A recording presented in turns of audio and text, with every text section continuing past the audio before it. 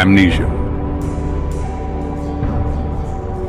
Uncharted space, far side of the Milky Way. 4217.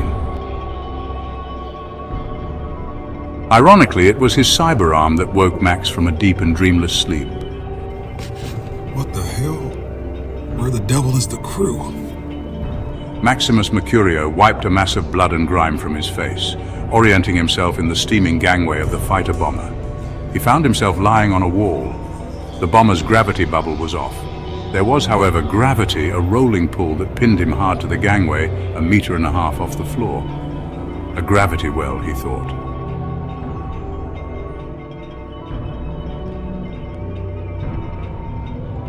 His compact round face glaring around in sudden understanding of danger.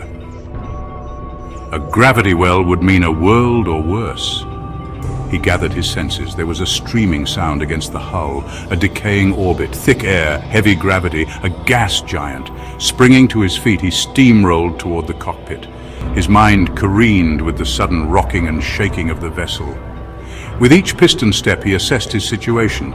The gravity bubble was off, thus it was only a matter of time before the pressures outside burned the ship up, crushed them, and sank them in a stream of metallic hydrogen deep in the planet's innards. Something had knocked him on his petard and cut his face open, rendering him unconscious. He had no memory of the event. Where the devil is the crew? Rat-chewing, worm-worshipping refugees. But someone's going to pay with black and blue booty. He balled his fists up and looked this way and that. The floor was now a wall to his left. He cursed in 3 languages and continued down the gangway, avoiding swinging hatches. Who unlocked all the hatch doors? Atmospherics were shot. Steam was blasting everywhere. Nobody was at the helm. Something had happened, something bad. There was a gutted corpse twisted on the floor in front of him. He made his way toward the piloting cabin. Uh-oh, won't be paying any booty. Mercurio paused, put his back against plasticsteel. He pulled out his disser, kept moving. There came a groan of metal fatigue from the ship's hull. Ship's sinking fast. The piloting cabin wasn't empty. Beatrice Allfire, his first officer who had saved his life in the Baal War, lay on the floor. She had died at her post. He went to her and held her.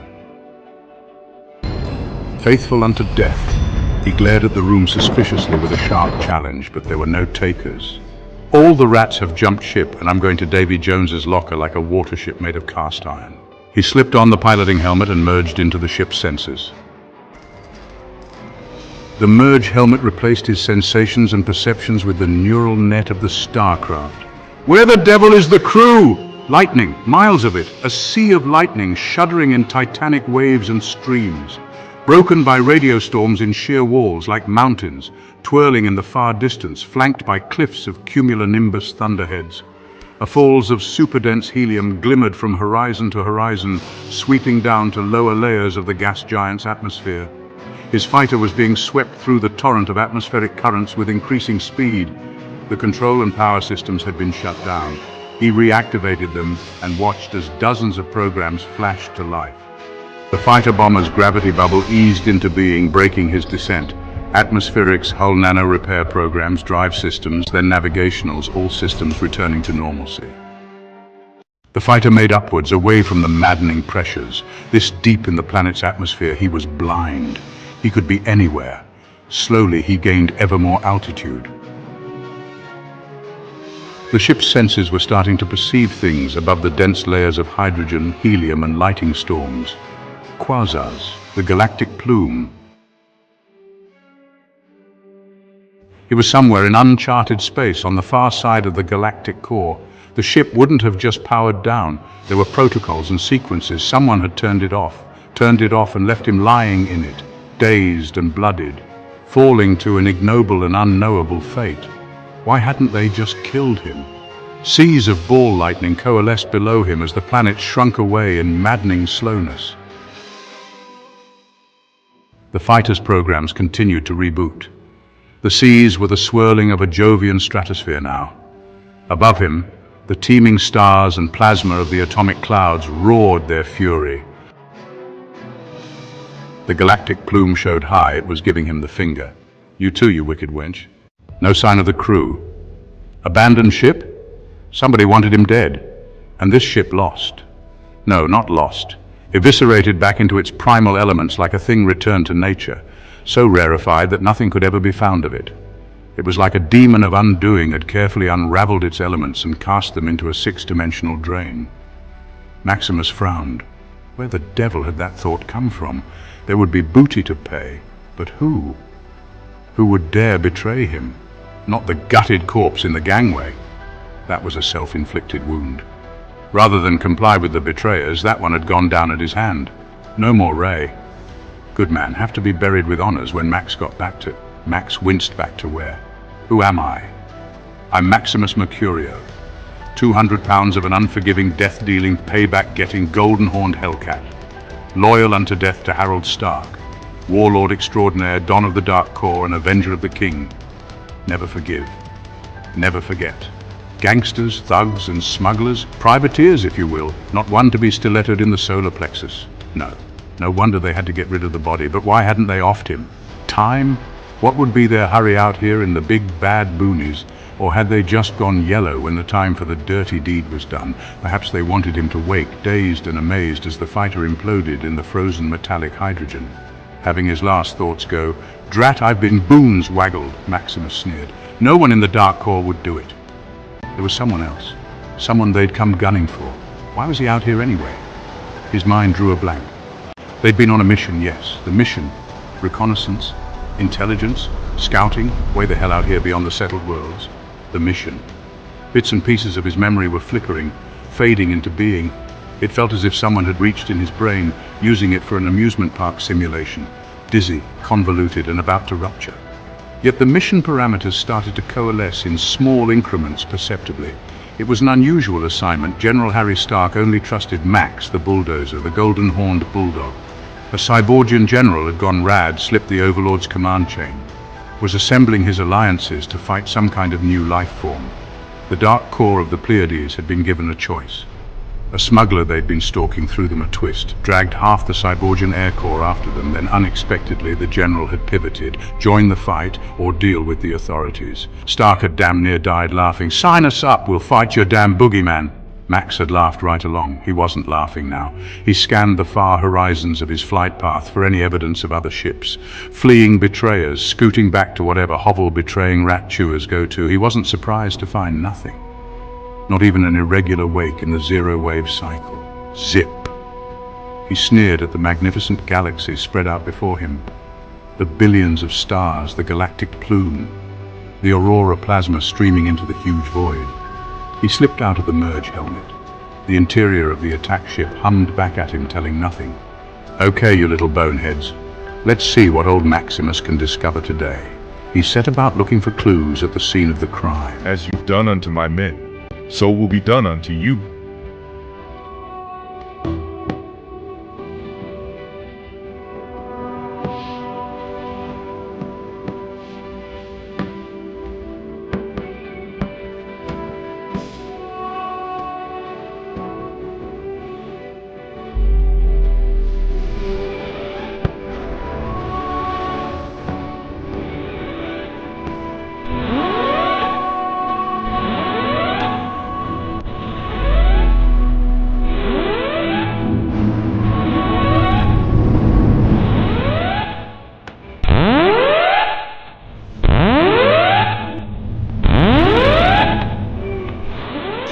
Every crew member battened down and in combat gear now.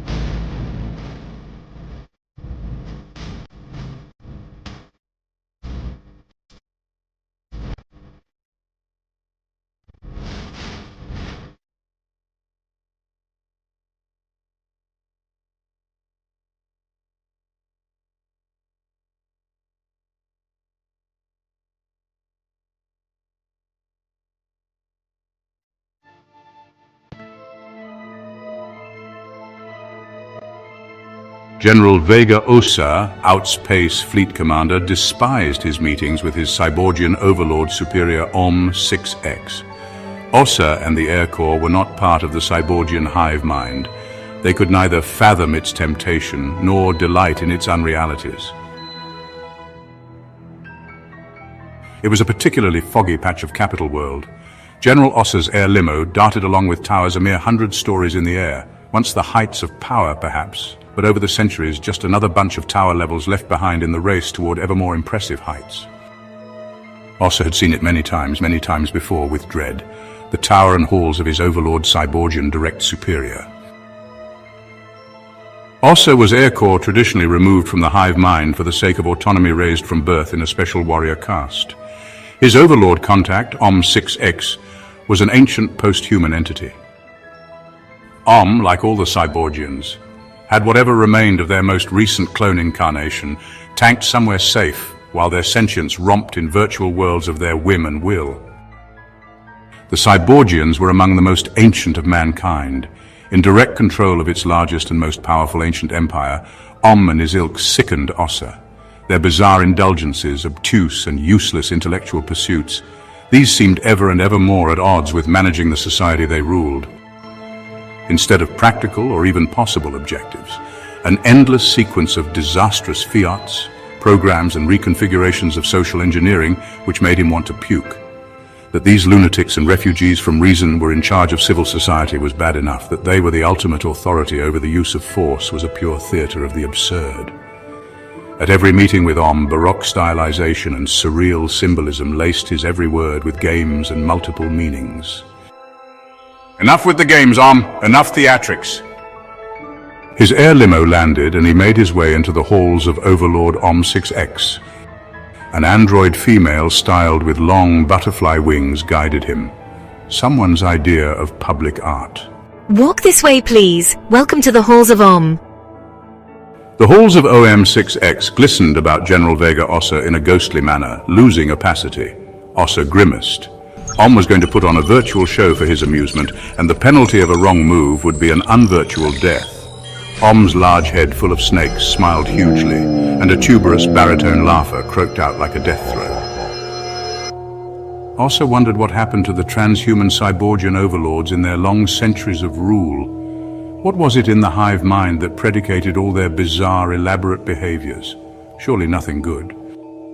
Osa smiled back and steeled his fear. Om could conceivably torture him here for years upon years. How long before the Overlord would break his spirit, at least in real space? In the real universe, death could only take him once. Ready to ride, Starman? Gallantly, sir, the general said coolly. If he was to be broken, tortured and racked, better to do it with style. They were suddenly riding in a herd of giant tarantulas. The thundering of the thousands of spider legs was deafening. Om was wearing a cowboy hat like the ones of the Pampas. The herd was stampeding. Osa looked down at the creature he found himself on and froze with disgust. On 1,000 worlds, he'd never seen such an awful thing. Shopping with the decorators. The thunder spiders rode on across a broad purple plain. They pursued fleeing impala-like creatures. Osa recognized the impala beasts as a variation of something he'd seen once in a nature hologram program, but couldn't recall their name. Om gave him a sidelong glance. I understand you haven't found the 6,500 assassins. Mercenaries I sent you out to Ocho's world for. Hooyah! Om waved his big cowboy hat. Tell me the truth now, General, and perhaps I'll let you walk out of here without taking your head off and feeding it to my spider pets. Osa patted the big spider's back. No, sir. Are you sure of that? Sir, I'm an officer. I have my duty to defend. The spiders and the planes disappeared, and the two of them were suddenly back in Om's favorite halls, the baths of Caracalla, circa the 2nd century. Om's big cowboy hat was still on his head, though. A little snake peered out. Now I live or die.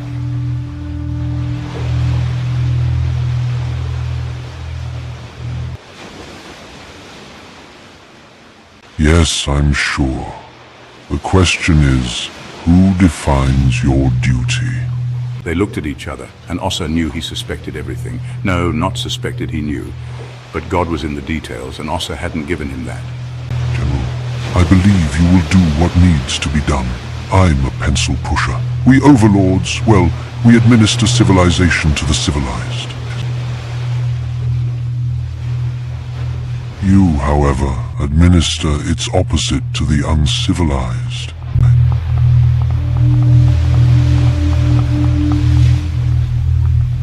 Be careful of riding tarantulas out there. In the real universe, where you play, they can't be made to run and stop with a programming signal. Whatever game you're playing with the felonious rogues in the star lanes better come up aces, or I'll feed your burnt fanny up for din-din. Ossa raised an eyebrow. Om's way of warning caution.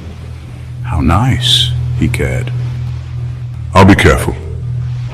I know you will. Vega me, soldier boy. My spider pets here. They're a children's hologram program to what you'll be facing soon. I know someone was sniffing around in the Imperial archives. Whatever you found there remains in tight military circles. However, you're defining that these days. I suspect that is taking a pretty wide orbit, but again, it's your call. The public finds out about exterior and undetermined non-human threats to our hegemony, and civilization will collapse in 6 weeks, 3 days, and 37 hours. Oh yes, and that's an optimistic estimation. I spent a decade once just running over scenarios. Of course, life would go on.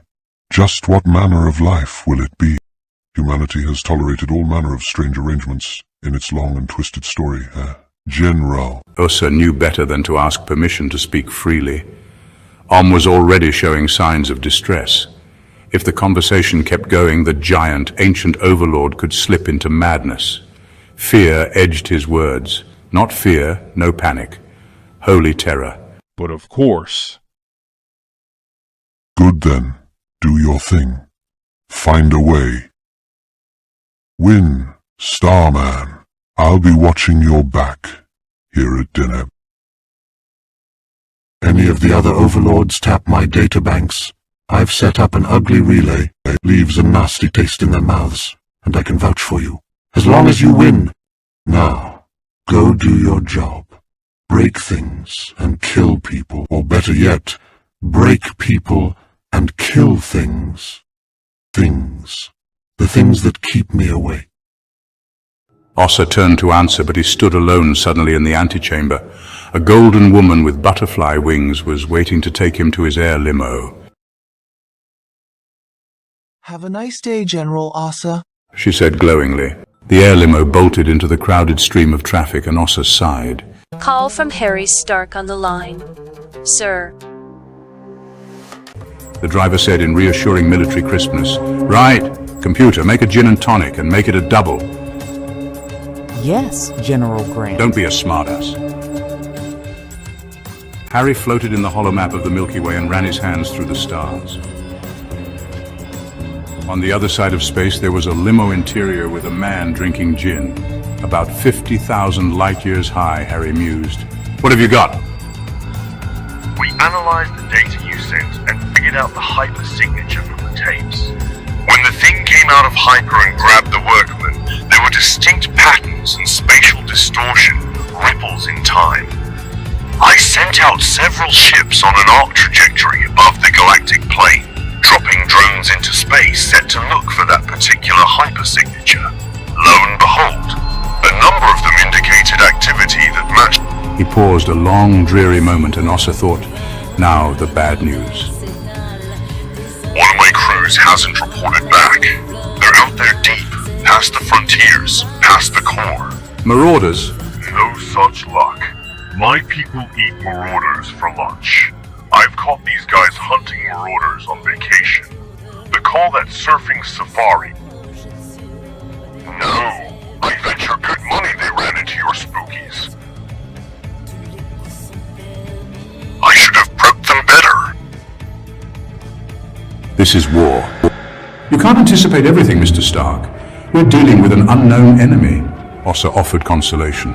Only another commander who had lost men could do so.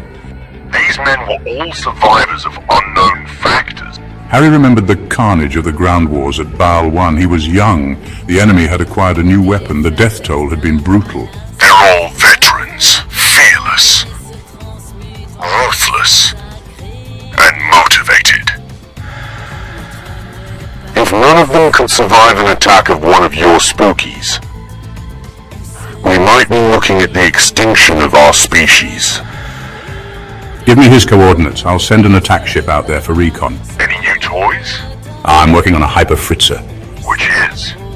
Sort of like a dimensional grenade. They stick their heads into our dimensional space. We drop a nice wall of multi-dimensional shear into the opening. Part of them slides into the 5th dimension, part into the 6th, another part into the 7th, etc. I like it. Harry's smile was feral. Once he'd been awed by a Titian painting to the point of tears. With time and experience, he'd learned to appreciate the beauty of a well-honed gravity bomb or even a simple stiletto.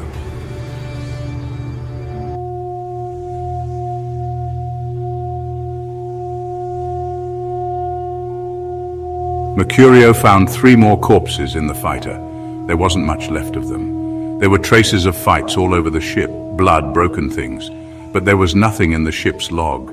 The black box was gone. That was a new one. There was blood there too. His hypercaster had a human head bashed into it. He could recognize who it had been. A good soldier, a close friend. The body was on the other side of the room. More indications of conflict. Indications that their opponents embraced brute savagery. Maximus steeled his rage. He silently tabulated each record of a firefight and each lost comrade for a payback date and multiplied them by 10. He checked the body and found some cash and a fake ID. That had been Achilles' bell. Of course, the ID didn't say that, but Max knew. He knew all the aliases. Made sense too. Bell would have defended communications. He was the first mate, but why bash in the caster with his head? They could have used a hammer. This was hatred here beyond mere war. The crew had fought back. It looked like they pissed off their adversary. You've got to be one sick degenerate to get so angry as to rip the man's head off and use it as a tool. Max remembered Baal 1. They hadn't taken prisoners. As you've done unto my men, thus will be done unto you, sewer slime. Max felt his eyes grow dark. Why couldn't he remember? There was something special about this op, something important that he needed to remember. The targets were... It skirted the edge of his consciousness, just out of reach. Like someone had tweaked his brain. Could they do that? Out here, deep space, no labs, on board a small fighter, close quarters, hand-to-hand combat, and then drag in medical equipment to mess with his grey matter. He growled, "Rat-chewing, worm-worshipping cowards." How had they gotten on board? Last port of call? No. Max dropped back into merge and set the fighter on a heavy rush into hyper, heading back for civilization. He might encounter marauders when he set over the galactic core. Alone, that would be no surfing safari. But he'd get through. A good story for next when he hit the taverns. The small fighter streamed into zero space and Max felt the gleaming winds of the hyper-gamma spaces brush his cheeks. He watched for hyper trails like a starving hawk. Somebody was going to give him some sweet red payback tale. He only wished he could remember who.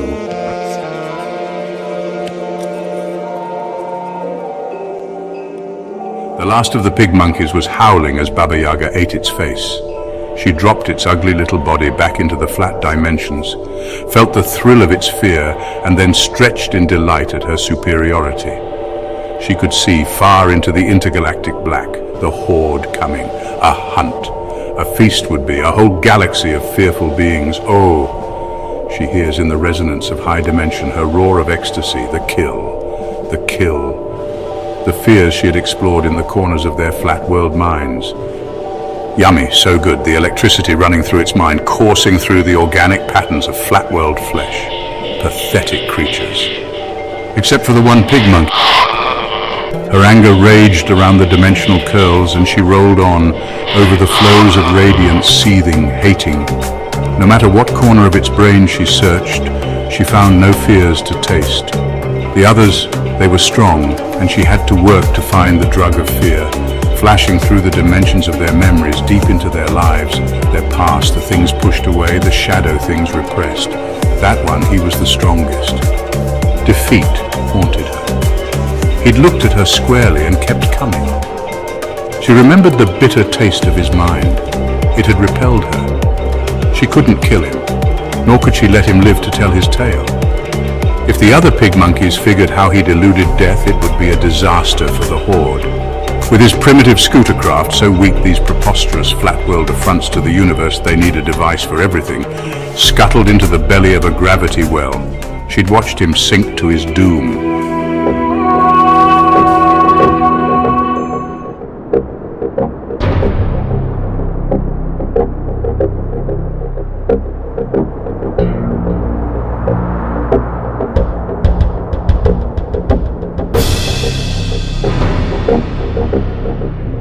Winter-out soul, from 2 centuries among the ruins.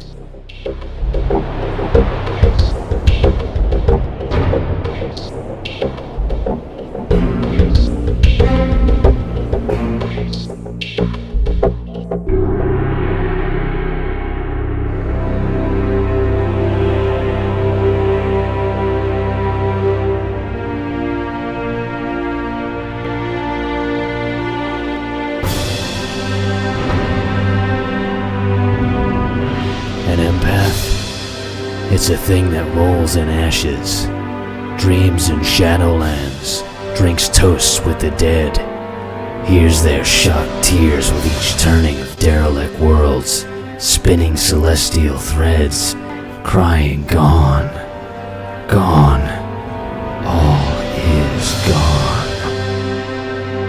It occurred to Gibbon, when Winter-out's convulsions started again, that stretching one's mind along 4-dimensional string echoes may not be an adaptive mutation. The chromium droid was merged with Winter-out and could see the visions which the historian was enduring. Above the ruins, a transparent and sinister starport that was no longer appeared to live out its last horrible moments like echoes on a holoscreen speaking unfinished phrases over and over. Ghost hologram graphics glittered over the Phantom Terminal, New Galen starport, gateway to the galaxy. Hold tight, good friend. You'll snap out of it momentarily. The reality was, more often than not, the historian slipped into a coma. His chromium droid grabbed at Winter-out's shaking form then and injected him with a sedative.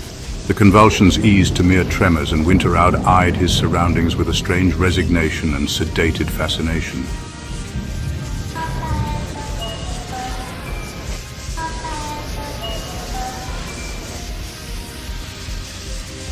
So many dead. Look at them, Gibbon. I see them, sir. I'm merged with you.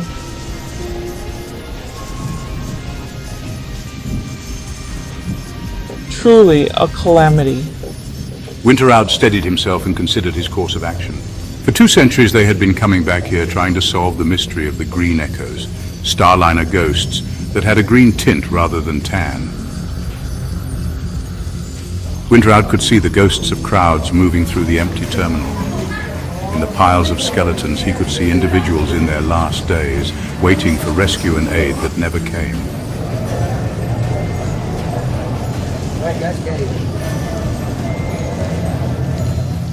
The visions flashed and flickered. He saw glass walls imploding, fireballs scorching the confused crowds.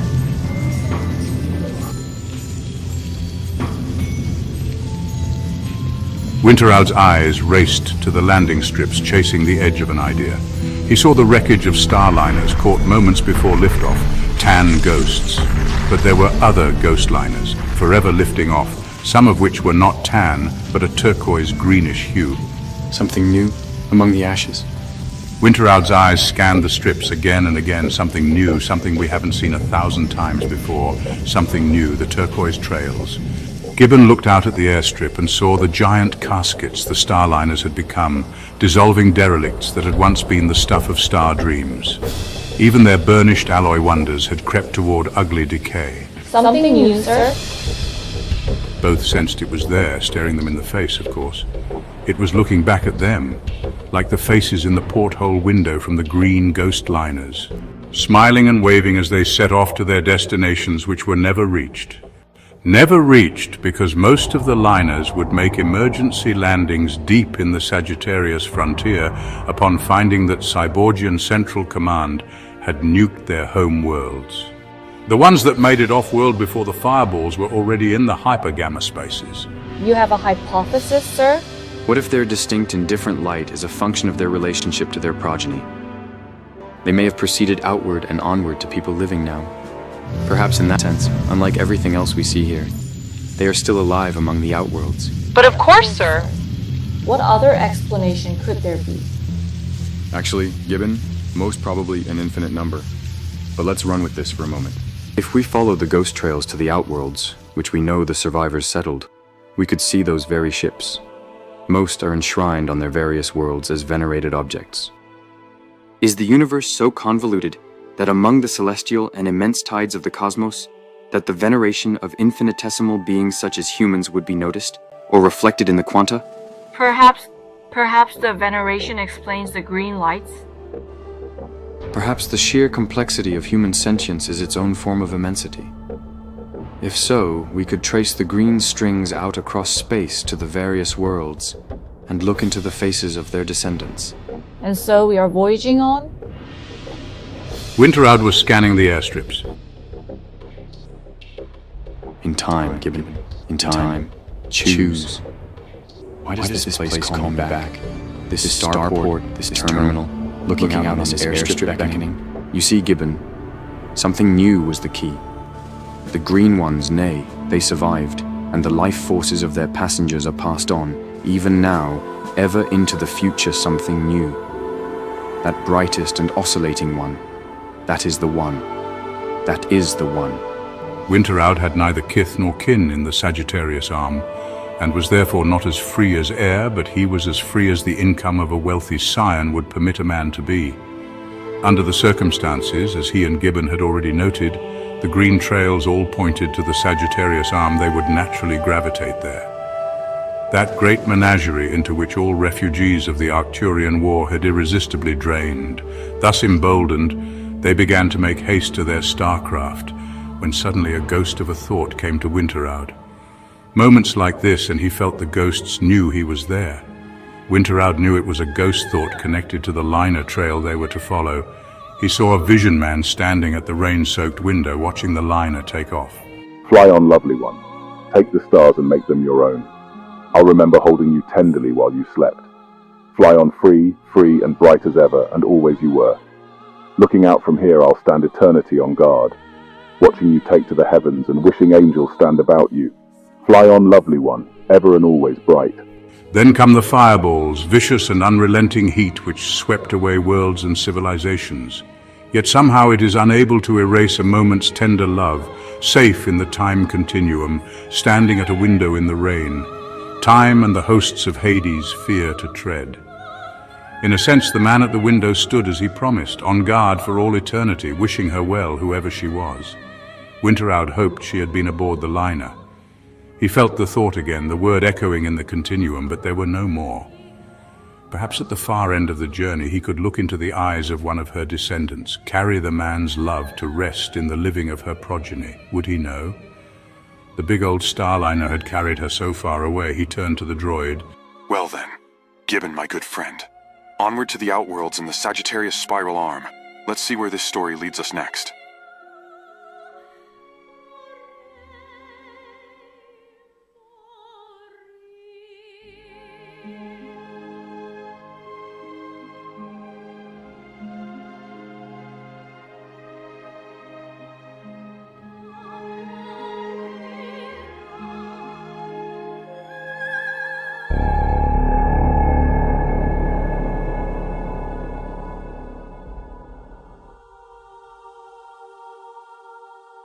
Clarissa Maggio, Deneb 4, Empire of Light and Darkness.